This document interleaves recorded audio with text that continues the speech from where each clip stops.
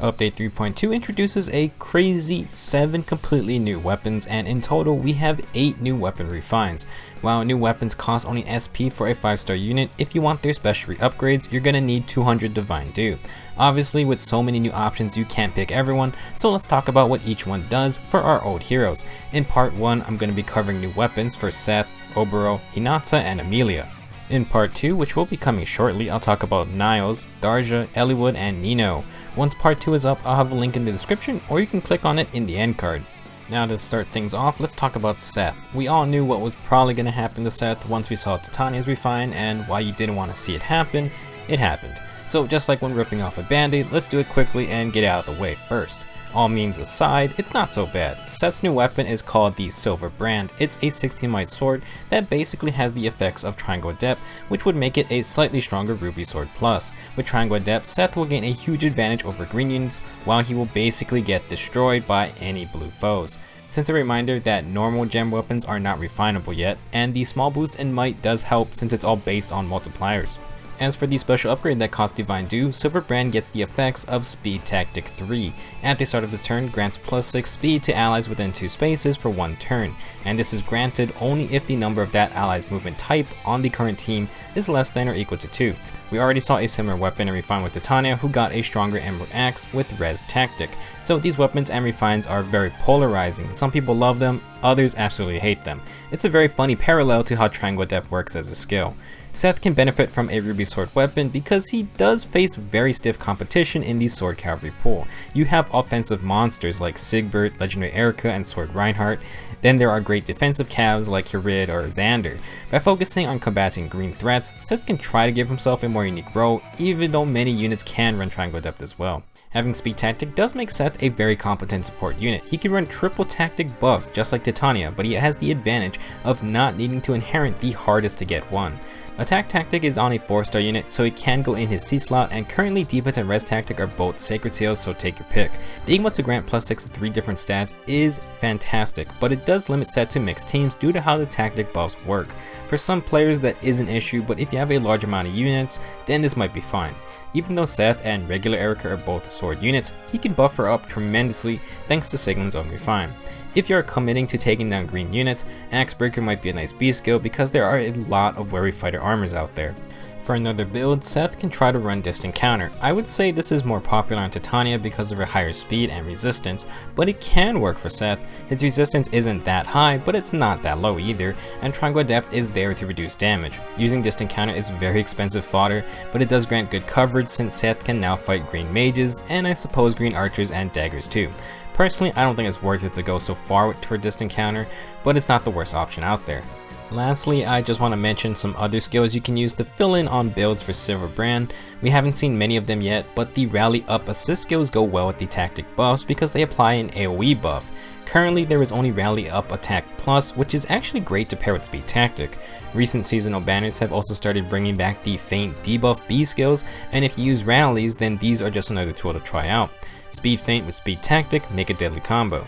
Finally, we have the joint buffs. These buff the user and adjacent allies, and Seth would love to get some buffs for himself. These can replace tactic skills, but unfortunately there is only joint honed speed currently, and that doesn't overlap with the current speed tactic. Look for other variants in the future. Overall, I think most people will be disappointed by what Seth got, but just like with KATANA, it's not completely useless. It's more of a supportive weapon, taking on green threats when needed, and granting buffs for Seth's allies. It's an okay weapon, but not something I would desperately go and get. Next up, we have Oboro and her fancy new spear. OBORO'S spear is a 16-mite weapon and is simply effective against armored foes. This is great for arena since armored units are everywhere you go. Now if you choose this special upgrade, you get if foe initiates combat and uses sword, lance, axes, dragonstone, or beast damage, then grants +6 defense or resistance during combat. A very familiar fact, this is just close defense 3. You can see from her stats that Oboro has a great base 35 defense and 24 resistance isn't too bad either. It should be noted that Oboro has a res super boon, meaning she'll get 28 resistance, and I would say it's a viable nature for this weapon.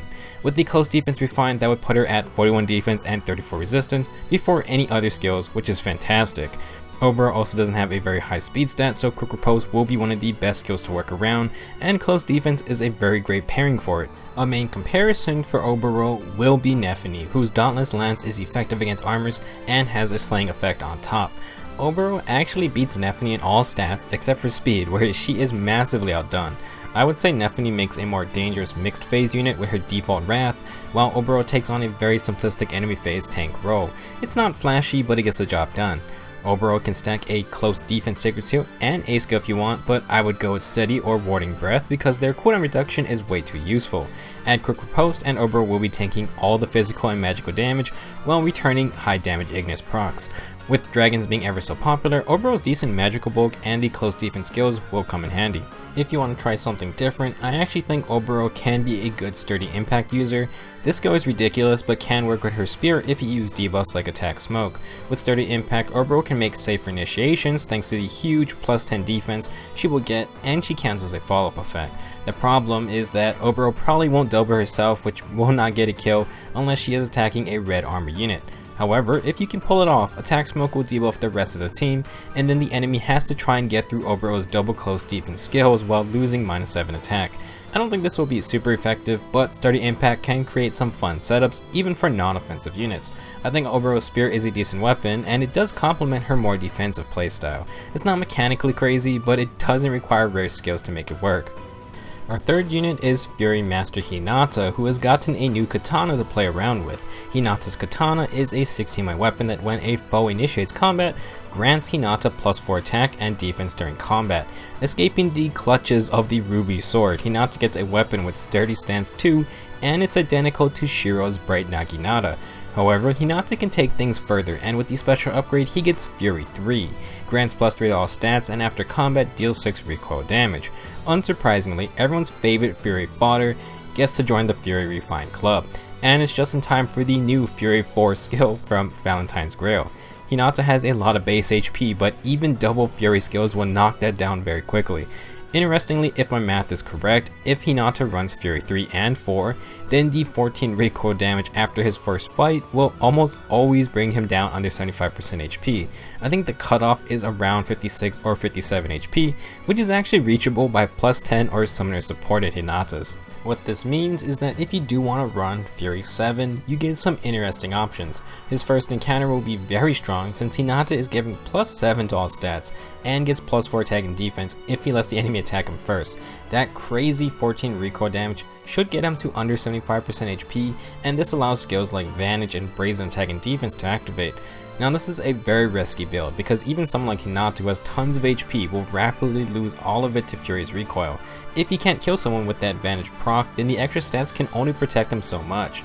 Not to mention he can't do anything to ranged enemies, and Hinata's resistance isn't that great. This setup might work if you're only expecting 1 to 2 battles, but it's definitely not a long-term fighting option.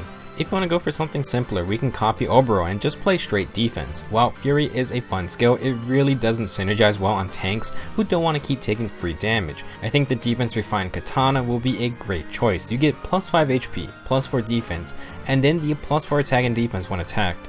This gives Hinata a ton of physical bulk, which is great and complements his already high base defense and high HP. Using the standard steady breath and quick riposte setup, Hinata is ready to tank and annihilate with bonfires or Ignis procs. Instead of a close defense seal, I think the new attack and defense bond seal makes for a good choice, stacking even more attack to the katana.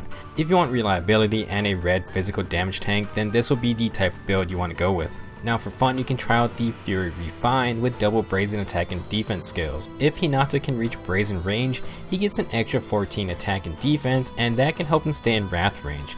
Again, Fury will eventually tire Hinata out, but the burst damage and cooldown reduction from Wrath may come in handy, plus he can get a ton extra attack. As with most Hinata builds, he will die to any decently fast magic user, and that is an issue. If you want, you could try to bring up Hinata's resistance in his builds, but I don't think it's really worth it. It's probably best to just leave the Fury Master to take on physical damage enemies. Last but not least, we have Amelia, who gets her new GRADO POLEAX. As a 5-star exclusive, Amelia didn't really need her own new weapon, but it is what it is. The GRADO POLEAX is a stronger slaying weapon with 16 default might and that classic -1 special trigger. The special upgrade reads, if a bonus granted by a skill like Rally or Hone and or extra movement granted by a skill like Armor March or Armored Boots is active, grants +5 speed and defense. Basically, if you are familiar with Brave Ephraim's Garm, the GRADO POLEAX has the same activation condition. If Amelia has a field buff on her or a movement buff from Armor March or Armored Boots, then she gets bonus stats. I think this is the closest we'll get to giving Amelia Garm, because Garm is a sacred weapon from Grado, and Amelia herself lived there. Now, activating Garm, in my opinion, is pretty easy when using Armor March, and since Amelia comes with Armor March by default, she can do the exact same with Grado POLEAX. Not needing to worry about buffs or being next to allies, if Amelia has Armor March active, she will always get the +5 speed and defense. With a neutral nature, that brings her up to 39 speed and 40 defense, which is very good, and it cements Amelia's role as one of the speedier armor units. She is still by far the fastest axe armor, and that gives her somewhat of a unique role. While Garm's guaranteed follow-up is very powerful, Amelia gets -1 special cooldown, which can be abused thanks to her higher speed. She also is less susceptible to enemy doubles, which in turn can let her survive attacks Brave Ephraim cannot. Even though Amelia is packing tons of extra speed, she can still run the usual armor builds. With a breath skill, she can forgo quick riposte for something like attack and speed bond to get doubles the natural way. With bold fighter, she gets the extra cooldown recharge and can bypass skills like wary fighter, plus she won't be as vulnerable to units with no follow-up. Having high speed is a very nice insurance plan for an army unit who already has a ton of points and other stats. All Amelia needs to do is apply Armor March or just get buffed, and she can be very annoying to deal with. Now, another setup she can run is something I run on my Winter Robin, who is very similar to Amelia. Amelia can do fine for herself, but skills like Brazen Tag and Speed will make her even deadlier when she takes a bit of damage. With Grado POLEAX and Brazen Tag and Speed active, a neutral Amelia can reach 46 speed, which is kinda ridiculous, and it's always hard to deal with Winter Robins who run this type of build. Failing to KO them in one round makes things very difficult, because then they have Vantage active, a potential special ready, and then you can't double them anymore. Adding Attack and Smoke can also throw in extra annoyances, and it just makes Amelia very hard to take down. Now, for the last setup, we are basically gonna copy Valentine's Ike, and to do so, you're just gonna want all of his skills. Basically, I believe Grado POLEAX is tailor-made for Amelia to run Special Fighter better. Again, this is also copying Brave Ephraim, but Amelia is doing it through sheer speed rather than using guaranteed follow-ups. Special Fighter is so deadly because it has a guard effect, and it gives Amelia tons of cooldown reduction on both phases. In fact, because Grado's POLEAX is a slaying weapon, it brings regular Aether down to 4 cooldown anyway, and that matches Valentine Ike's Radiant Aether. Amelia can basically copy Ike's build, and while she is naturally slower than him, she can pull it off quite well. Distant Counter isn't a must for this type of build, but it's fun, and she can run with res buffs or distant defense as a seal. Her high speed also protects her from the deadlier mages, and since enemies can't charge specials, she is going to be very tanky. Personally, I think Special Fighter is the way to go if you have it. Now, if you do want to do this and you have a spare Valentine's Ike, I would suggest waiting till next month to skill inherent. Next update, we will be able to inherit 4 skills instead of 3. So that means you can steal Ike's 3 tiers of Special Fighter and Distant Counter all in one go, which is some insane value. It's a long wait, but it will be well worth it in my opinion. I hope you enjoyed this video, and let me know if any of these upgrades interest you. I have part 2 coming soon, so be sure to check it out for the new refines for Niles, Tharja, Eliwood, and Nino. When it's out, I'll leave a link in the description, my pinned comment, or you can find it in the end card. Thanks for watching, I'll see you guys soon.